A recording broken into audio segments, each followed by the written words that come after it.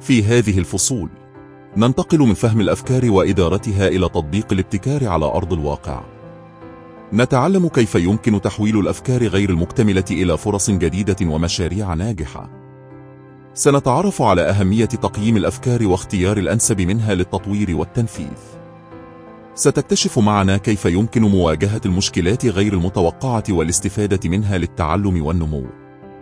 الفشل لن يكون عائقاً، بل خطوة ضرورية لتسريع التجربة وتحقيق النجاح المستمر. سنرى كيف أن اتخاذ المخاطر المحسوبة يعزز فرص الابتكار ويقود إلى التميز. ستقرأ قصصاً عملية مثل لوريس فاشونز ومطعم الفايكنج لتتعلم كيف يمكن تطبيق الابتكار في الواقع.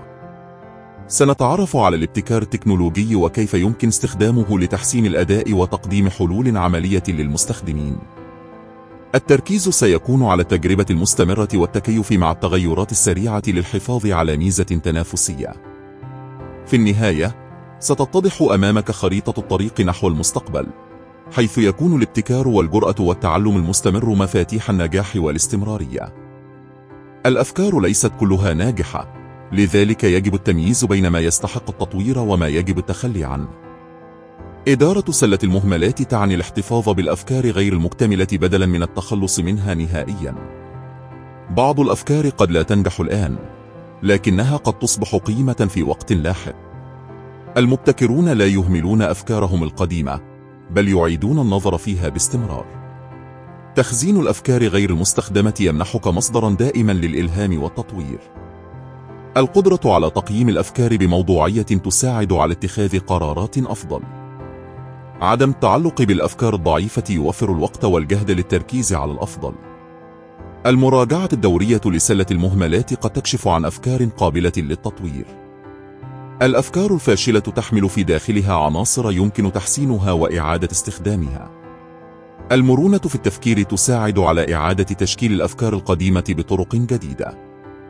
المبتكرون ينظرون إلى سلة المهملات ككنز مخفي وليس كمجرد أرشيف. الاستفادة من الأخطاء السابقة يساهم في تطوير أفكار أكثر نضجاً وقوة. التوثيق الجيد لكل فكرة يسهل الرجوع إليها في الوقت المناسب. الأفكار التي ترفض اليوم قد تكون أساساً لنجاح كبير في المستقبل. إدارة الأفكار بشكل ذكي تساعد على تحقيق أقصى استفادة من كل تجربة. التجربة المستمرة مع الأفكار القديمة قد تؤدي إلى ابتكارات غير متوقعة. المبتكرون يخصصون وقتاً لمراجعة أفكارهم السابقة وتطويرها. التوازن بين الاحتفاظ بالأفكار والتخلي عنها مهارة مهمة للنجاح. القدرة على إعادة استخدام الأفكار توفر جهداً كبيراً وتسرع عملية الابتكار. في النهاية، هذا الفصل يوضح أن سلة المهملات ليست نهاية الأفكار، بل بداية لفرص جديدة يمكن استغلالها بذكاء. قانون موريفي يقول إن أي شيء يمكن أن يسوء، سوف يسوء بالفعل. هذا القانون لا يقصد به التشاؤم، بل الاستعداد لأي احتمال ممكن. المبتكرون الناجحون يتوقعون المشكلات قبل حدوثها ويستعدون لها. التخطيط الجيد يقلل من تأثير الأخطاء والمفاجأة غير المتوقعة. التعامل مع المشكلات بسرعة ومرونة يمنع تفاقمها ويحافظ على سير العمل. الفشل المفاجئ ليس نهاية، بل فرصة لاكتشاف نقاط الضعف وتحسينها. المبتكرون ينظرون إلى التحديات كجزء طبيعي من عملية التطوير. وجود خطط بديلة يساعد على الاستمرار حتى في أصعب الظروف. التجربة المستمرة تكشف الأخطاء مبكراً قبل أن تتحول إلى أزمات كبيرة. المرونة في التفكير تمكنك من التكيف مع أي تغير مفاجئ. المبتكرون لا يخافون من الأخطاء، بل يستخدمونها كوسيلة للتعلم. تحليل المشكلات بدقة يساعد على منع تكرارها في المستقبل. الاستعداد للأسوأ يمنحك قوة وثقة في مواجهة التحديات. التجارب الفاشلة تساهم في بناء خبرة قوية تساعد على النجاح لاحقاً. المؤسسات الناجحة تضع أنظمة للتعامل مع الأزمات بشكل سريع وفعال.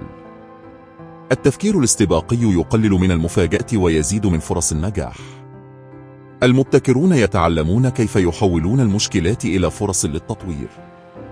التحليل المستمر للعمليات يساعد على اكتشاف الأخطاء قبل حدوثها. التعامل الإيجابي مع التحديات يعزز من روح الابتكار والاستمرارية. في النهاية، هذا الفصل يوضح أن توقع المشكلات والاستعداد لها هو مفتاح النجاح في عالم الابتكار.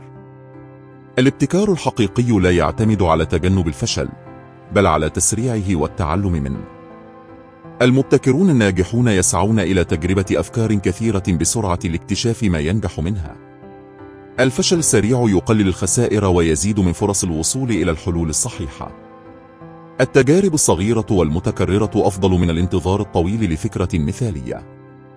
المبتكرون يختبرون أفكارهم في مراحل مبكرة لتجنب الأخطاء الكبيرة.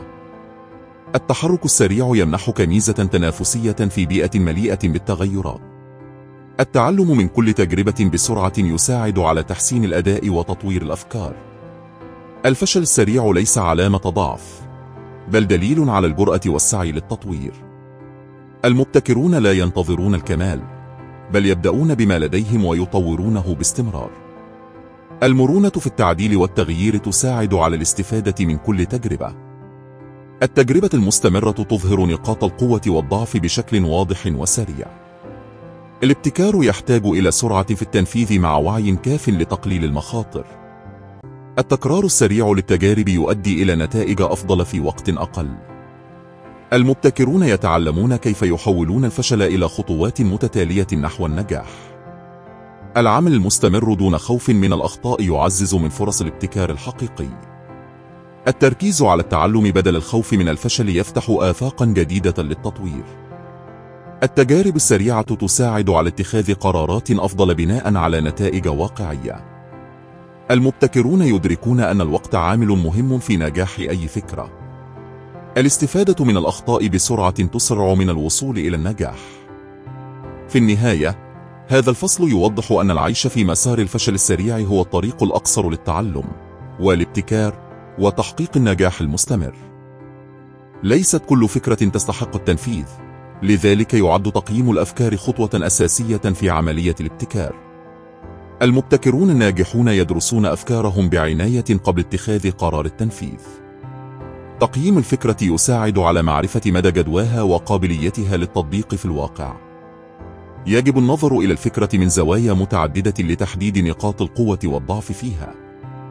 المقارنة بين عدة أفكار تساعد على اختيار الأفضل والأكثر تأثيراً. اختبار الفكرة على نطاق صغير يقلل من المخاطر قبل التوسع فيها. المبتكرون يستمعون لآراء الآخرين لتحسين أفكارهم وتطويرها. التقييم لا يعني رفض الفكرة، بل تحسينها وجعلها أكثر قوة. المرونة في تعديل الفكرة بناء على النتائج تعزز فرص نجاحها. التركيز على حل المشكلة الحقيقية يجعل الفكرة أكثر قيمة وفائدة. التوقيت المناسب لتنفيذ الفكرة يلعب دورا مهما في نجاحها.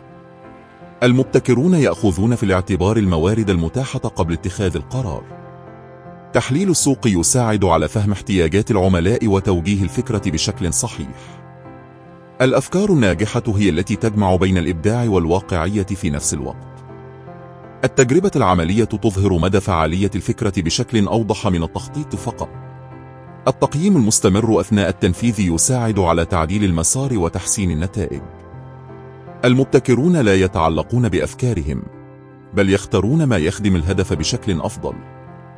القدرة على اتخاذ قرار سريع بعد التقييم تميز المبتكرين عن غيرهم. التوازن بين التحليل والعمل يمنع التردد ويزيد من سرعة الإنجاز.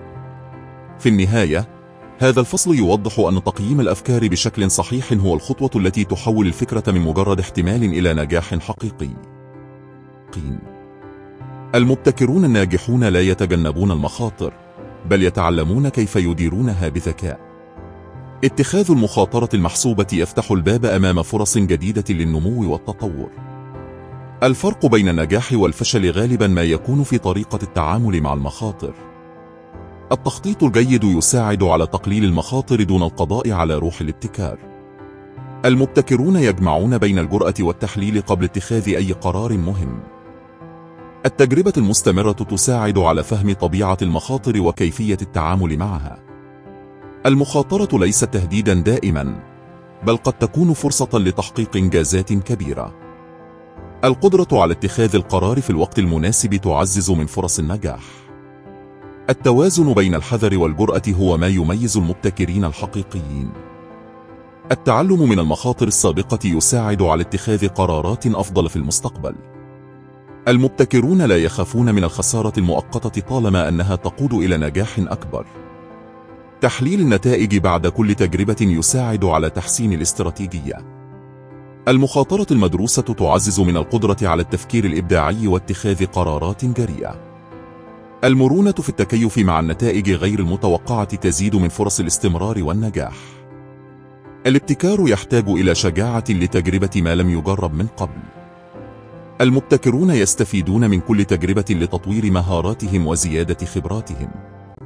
اتخاذ المخاطر بدون تعلم يؤدي إلى تكرار الأخطاء، بينما التعلم يحولها إلى نجاح. النجاح في الابتكار يعتمد على القدرة على التحرك رغم عدم وضوح النتائج. في النهاية، هذا الفصل يوضح أن الابتكار واتخاذ المخاطر يسيران معا، وأن النجاح الحقيقي يأتي لمن يجرؤ على المحاولة بوعي وحكمة. تعد قصة لوريس فاشونز مثالا عمليا على كيفية تطبيق الابتكار في عالم الأعمال. بدأت الفكرة بمشروع بسيط، لكنها تطورت بفضل التفكير الإبداعي والاستمرارية. المبتكرون في هذا النموذج لم يخافوا من التجربة، بل اعتمدوا على التعلم المستمر. التكيف مع احتياجات العملاء كان عاملا رئيسيا في نجاح المشروع. الاستماع لملاحظات السوق ساعد على تحسين المنتجات وتطويرها بشكل مستمر. التجارب المختلفة مكنت الفريق من اكتشاف ما ينجح وما لا ينجح بسرعة. المرونة في اتخاذ القرارات ساعدت على استغلال الفرص في الوقت المناسب. الفشل في بعض المحاولات لم يكن نهاية، بل خطوة نحو النجاح. الابتكار في التصميم والتسويق أعطى المشروع ميزة تنافسية واضحة. العمل الجماعي والتعاون بين أعضاء الفريق كان له دور كبير في تحقيق النتائج. إدارة الموارد بشكل ذكي ساعدت على تحقيق أقصى استفادة ممكنة. التجديد المستمر في الأفكار حافظ على جاذبية المشروع في السوق. المخاطرة المدروسة كانت جزءا من القرارات التي ساهمت في النمو. التركيز على الجودة ساعد في بناء ثقة العملاء واستمرار النجاح. المتابعة المستمرة للأداء مكنت الفريق من تحسين النتائج بشكل دائم. الاستفادة من الأخطاء السابقة ساعدت على تجنب تكرارها مستقبلا. الابتكار لم يكن خطوة واحدة، بل عملية مستمرة من التطوير والتحسين. القدرة على التغيير السريع ساعدت المشروع على البقاء في المنافسة. النجاح في هذه القصة جاء نتيجة الإصرار والعمل المستمر والتفكير المختلف. في النهاية، هذا الفصل يوضح أن تطبيق مبادئ الابتكار على أرض الواقع يمكن أن يحول فكرة بسيطة إلى مشروع ناجح ومؤثر. يقدم هذا الفصل مثالا عمليا على الابتكار في مجال الخدمات من خلال تجربة مطعم الفايكنج. لم يعتمد النجاح على الطعام فقط، بل على تقديم تجربة مختلفة ومميزة للعملاء. الابتكار في طريقة التقديم والخدمة ساعد على جذب الانتباه وتحقيق التميز. المبتكرون في هذا المشروع ركزوا على خلق هوية فريدة تميزهم عن المنافسين. التفكير خارج النمط التقليدي كان مفتاحا لجذب عملاء جدد باستمرار. الاهتمام بتفاصيل تجربة العميل جعل الزيارة أكثر متعة وتأثيرا. الاستماع لملاحظات العملاء ساعد على تحسين الخدمة وتطويرها بشكل مستمر. التجربة والتعديل المستمر في أساليب العمل أدى إلى نتائج أفضل. الابتكار في التسويق لعب دورا مهما في انتشار اسم المطعم. المرونة في التكيف مع التغيرات ساعدت على الحفاظ على نجاح المشروع. المخاطرة المدروسة كانت جزءا من تطوير الفكرة وتحقيق التميز.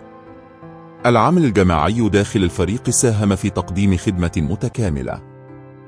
التجديد المستمر في الفكرة حافظ على اهتمام العملاء وجذب المزيد منهم. التركيز على تقديم قيمة حقيقية للعميل كان أساس النجاح. إدارة الوقت والموارد بشكل فعال ساعدت على تحسين الأداء العام. الابتكار في التفاصيل الصغيرة قد يكون سببا في تحقيق فرق كبير. المتابعة المستمرة للأداء مكنت الفريق من تطوير العمل باستمرار. القدرة على التغيير والتجديد جعلت المشروع قادراً على المنافسة. النجاح لم يكن صدفة، بل نتيجة تخطيط وتجربة وتطوير مستمر. في النهاية، هذا الفصل يوضح أن الابتكار في تجربة العميل يمكن أن يكون مفتاح النجاح في أي مشروع خدمي. لو تحب، نكمل على طول الفصل 19 ونقرب جدا من نهاية الكتاب له. الفصل 19: ابتكار التكنولوجيا. التكنولوجيات هي أحد المحركات الأساسية للابتكار في العصر الحديث. المبتكرون يستخدمون التكنولوجيا لتطوير حلول جديدة وتحسين حياة الناس. التجربة المستمرة مع الأدوات والتقنيات الحديثة تساعد على اكتشاف إمكانيات جديدة. الابتكار التكنولوجي ليس هدفاً، بل وسيلة لتحقيق كفاءة أكبر وإنتاجية أعلى. المبتكرون يربطون بين احتياجات المستخدمين والتقنيات المتاحة لخلق حلول فعالة. التكيف مع التطورات السريعة في التكنولوجيا يمنح ميزة تنافسية قوية. المخاطرة المحسوبة في تبني التكنولوجيا الجديدة قد تؤدي إلى فرص كبيرة للنمو. التجارب العملية والتطبيق الفعلي هما الطريق الأمثل لفهم قدرات التكنولوجيا. الاستفادة من الأخطاء التقنية تعزز من كفاءة الابتكار وتحسن النتائج. المبتكرون يجمعون بين الإبداع والتحليل العلمي لتطبيق التكنولوجيا بشكل مثمر. التكنولوجيات تسهل التعاون بين الفرق وتسرع عملية تبادل الأفكار. القدرة على التغيير السريع والتكيف مع الجديد تجعل المشاريع أكثر مرونة. الابتكار في التكنولوجيا يحتاج إلى رؤية واضحة واستراتيجية محددة. المتابعة المستمرة لأحدث التطورات تمنح فرصة لاكتشاف حلول مبتكرة أولاً. التجديد المستمر في الأفكار التقنية يحافظ على التميز والتنافسية. المبتكرون لا يخشون تجربة التكنولوجيا الجديدة طالما أنها محسوبة ومدروسة. القدرة على دمج التكنولوجيا مع احتياجات السوق تزيد من فعالية الابتكار. التحليل المستمر للنتائج يضمن تحسين التطبيقات التقنية بشكل دائم. الابتكار التكنولوجي هو قوة دافعة للنمو والتطور في كل المجالات. المستقبل لا ينتظر، والنجاح سيكون لأولئك الذين يبتكرون اليوم. الابتكار أصبح شرطاً أساسياً للبقاء والنمو في أي مجال كان. المبتكرون يتوقعون التغيرات ويستعدون لها قبل أن تحدث. القدرة على التكيف مع الجديد والتطور السريع تمنح ميزة تنافسية قوية. التكنولوجيات والتفكير الإبداعي هما المحركان الرئيسيان للمستقبل. الابتكار ليس هدفاً مؤقت، بل أسلوب حياة يجب تبنيه باستمرار. المؤسسات والأفراد الناجحون يخلقون ثقافة تشجع على التجربة والتعلم الدائم. الفشل والتحديات جزء طبيعي من طريق الابتكار، لكن التعلم منها سر النجاح. التعاون بين الفرق والأفكار المختلفة يسرع من الوصول إلى حلول مبتكرة. القدرة على رؤية الفرص قبل الآخرين تمنح المبتكرين ميزة كبيرة. التفكير الاستراتيجي مع الجرأة في التنفيذ هو سر التفوق في المستقبل. المبتكرون يستفيدون من الأخطاء والتجارب السابقة لبناء مستقبل أفضل. التجديد المستمر في الأفكار والعمليات يمنع الركود ويحفز النمو. المخاطرة المحسوبة جزء أساسي من أي عملية ابتكار ناجحة. التعلم من تجارب الآخرين يمنح المبتكرين نظرة أوسع وفرصا أكبر. القدرة على دمج الابتكار مع احتياجات السوق تضمن نجاح المشاريع واستمراريتها. المؤسسات التي تدعم الابتكار وتستثمر فيه تجذب أفضل المواهب وتحتفظ بها. الاستثمار في البحث والتطوير يفتح آفاقا جديدة ويؤمن مستقبلا واعدا. الابتكار هو الطريق نحو التميز والتفوق المستدام في عالم سريع التغير. في النهاية، هذا الفصل يختتم الكتاب بتأكيد أن المستقبل سيكون دوما للابتكار، وأن من يجرؤ اليوم على التفكير والإبداع سيكون قائد الغد. إدارة الأفكار تتطلب معرفة أيها يطور وأيها يترك جانبا، وسلة المهملات تساعد على الاحتفاظ بالأفكار المهمة لإعادة النظر فيها لاحقا. القدرة على تقييم الأفكار بموضوعية وتحليلها تساعد على تحويل الفكرة الضعيفة إلى مشروع ناجح. التعامل مع المشكلات غير المتوقعة وفق قانون موريفي يجعل المبتكرين مستعدين لأي ظرف ويحول الصعوبات إلى فرص للتعلم. العيش في مسار الفشل السريع يعزز القدرة على التجربة والتعلم بسرعة، ويحول كل تجربة فاشلة إلى درس عملي للنجاح المستقبلي. تقييم الأفكار بشكل دقيق يضمن اختيار الأنسب منها للتطوير والتنفيذ، ويمنع ضياع الوقت والجهد على مشاريع غير مجدية. الابتكار لا يكتمل دون اتخاذ المخاطر المحسوبة، فالنجاح يحتاج إلى الجرأة مع التخطيط الدقيق والتعلم من الأخطاء. قصص النجاح العملية مثل لوريس فاشونز ومطعم الفيكنج توضح كيف يمكن تحويل فكرة بسيطة إلى مشروع مبتكر وناجح بفضل الإبداع، التكيف مع السوق، والتجربة المستمرة. الابتكار في التكنولوجيا يزيد من فعالية المشاريع ويخلق فرصا جديدة للنمو والتطور، ويتيح دمج الحلول مع احتياجات المستخدمين بشكل عملي. المستقبل سيكون دوما للابتكار، حيث القدرة على التفكير الإبداعي، التكيف مع التغيرات، واتخاذ المخاطر المحسوبة هي مفتاح التميز والاستمرارية. من يجرؤ على التجربة، التعلم من الفشل، وتطبيق الابتكار في حياته ومؤسسته سيكون قائد الغد وقادرا على تحقيق النجاح المستدام.